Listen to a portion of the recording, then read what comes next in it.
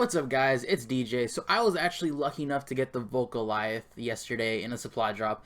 In case you don't know, the Volk Goliath is an epic variant of the Volk. It basically turns the Volk into a semi-auto gun, and it makes it so it has less sway. So those are the two gun perks. It turns it into a semi-auto, but increases the damage, and then it has less weapon sway. So if you're aiming down sight and you're aiming at a head glitch, you won't be swaying as much, and you can stay on target. Now, basically, I wanted to review this gun. I wanted to let you guys know what it's like. I'm probably one of the only people out there on YouTube right now that actually has this gun so early in the life cycle, and I thought people might be interested to see what this gun is like and see if it's worth saving salvage for. So I played with this gun for about an hour, hour and a half, and I actually really do enjoy it. The more you play with it, the more you kind of open up and loosen up with it. You think, with the semi-auto, you want to play really defensive and stick back. I was actually just rushing around, and it was killing people insanely fast, just because it's 2 shots to kill. Speaking of which, it's 2 shots to kill, and I tested it. It does go to 3 shots once you reach a certain range. Almost imagine this gun like a Shiva with a little bit less range for the 3 shot.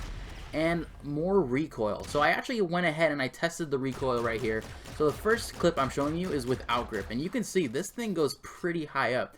So I also wanted to test to see if grip actually made a difference. Normally people would think to themselves, it's a semi-auto, it doesn't need grip. That's not the case. In this instance, it actually reduced the recoil by almost a half. I have a little indicator that went ahead and showed you what the other gun was like, but grip is a viable option on this gun. So after that, I actually went ahead and I wanted to test the 2-shot kill range.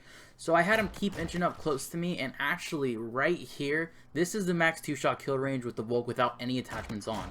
So then we went ahead and we put on particle amp, which increases the range, it increases the stopping power.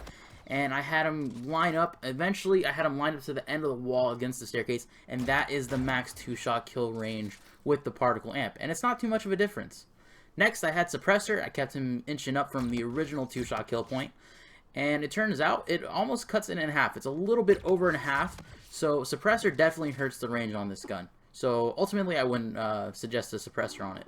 Then next thing I wanted to test was the Faraday slug, which is basically the high caliber of the energy weapons, and I actually was shocked to find out that it doesn't make it a one-shot headshot. I even went ahead and I double-checked with my friend. I was like, yeah, this is definitely the class with the Faraday slug, and it turns out that it's not a one-shot headshot. So definitely do not run the Faraday slug. It does absolutely nothing for your weapon.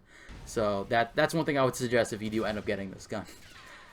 Sorry, like in the game, I was just so shocked. And real quick, thank you to Jose and MK for helping me test out the Volk, taking time out of their days, to help me out. Really do appreciate it. So that's pretty much all the testing I did. I did also find out, though, that it is a 2-shot to anywhere on the body. I just wanted to double check and make sure. But yeah, so through these tests, I was actually able to figure out basically what the best attachments are for this weapon based off of what I've seen and based off of my gameplay. And I can give the gun kind of a final review plus a best class setup for you guys if you do decide to unlock this variant.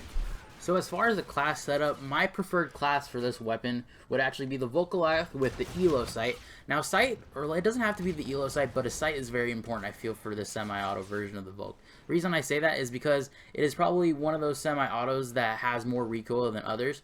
So with the original iron sights, if you get bounced up because of recoil, it can be kind of hard to track your target, especially if you're going against head glitchers. So a sight, I would say, is almost a must on this weapon. The iron sights are good, but not for a semi-auto where you want to be precise. Next thing I used was quick draw. The Volk does have a slower ADS time, it seems, compared to other guns in the game. Then I actually put grip on there. You saw from the testing, grip actually does make a pretty big difference. And a gun that requires so much accuracy, I would say a lack of recoil is kind of important. And the last equipment or attachment I have is actually stock. That's just personal preference. I like stock on my weapons. I plan on making a video about the stock attachment in the future, talking about why I think it's such a great attachment, especially for Infinite Warfare. But that's the last attachment that I do have on the Volk. The next thing I want to talk about are perks. The perks are really up to you. That's personal preference. Basically, what I used was Blast Shield and Ghost. Ghost is just really strong in the game right now, so I do recommend it to everyone. And Tac Resist, because I hate being concussed or black hole projected, or I don't know, any of the attacks that disable my movement. I absolutely hate it, so I put that on there. So that's the best class up I would recommend for this gun. Now let's go ahead and give the gun a final kind of review.